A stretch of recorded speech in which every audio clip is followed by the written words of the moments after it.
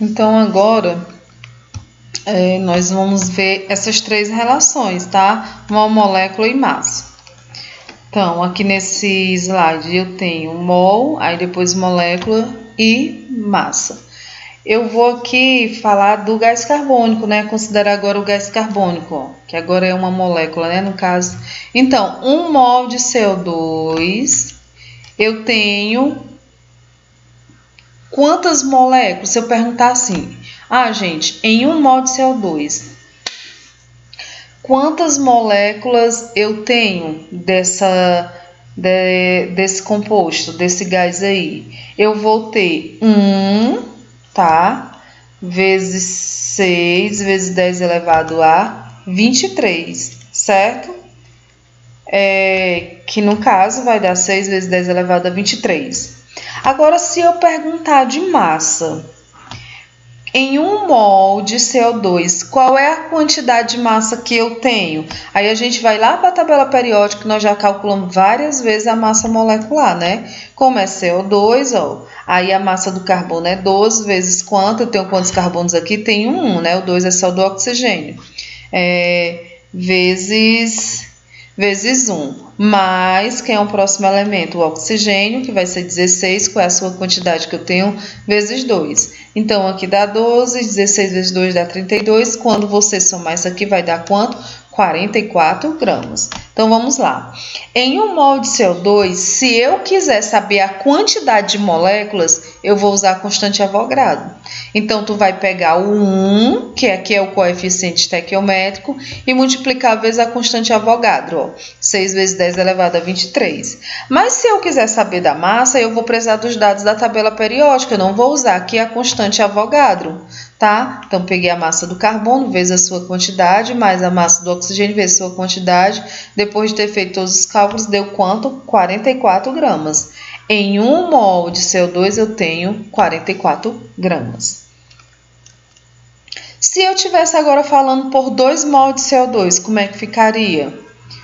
Em moléculas, eu teria 2 vezes a constante de Avogadro, tá? Que no caso, aí como é que você faz esse cálculo? Vou explicar da maneira mais simples, mas depois eu vou explicar. Isso eu quero explicar em sala de aula, quando nós com notação científica, tá?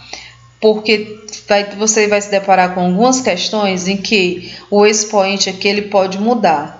E aí eu vou explicar o porquê isso em sala de aula, para ser mais acessível para todos. Então, nessa situação aqui, tu multiplica 6 vezes 2 vezes 6, no caso dá 2, repete a base e o seu expoente, tá?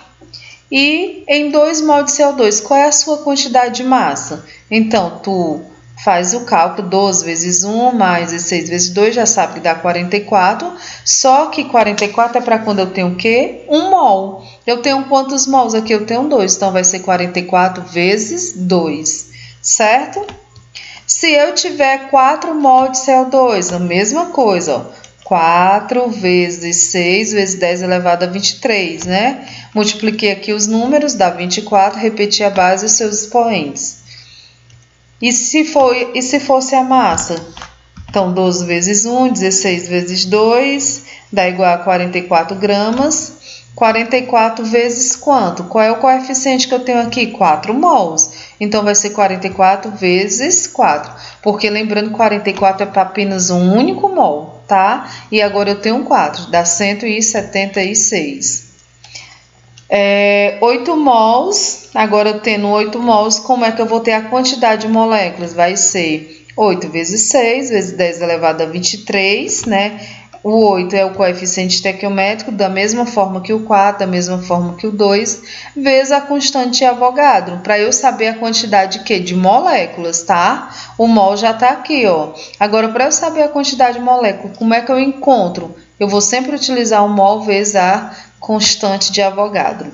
Então, quando tu multiplicar isso aqui, dá 48, repete a base do seu expoente. E se fosse massa, né? Calcularia a massa como se fosse para 1 mol, 12 vezes 1 mais 16 vezes 2 dá igual a 44 gramas. Só que tu tem quantos mols desse composto? Eu tenho 8.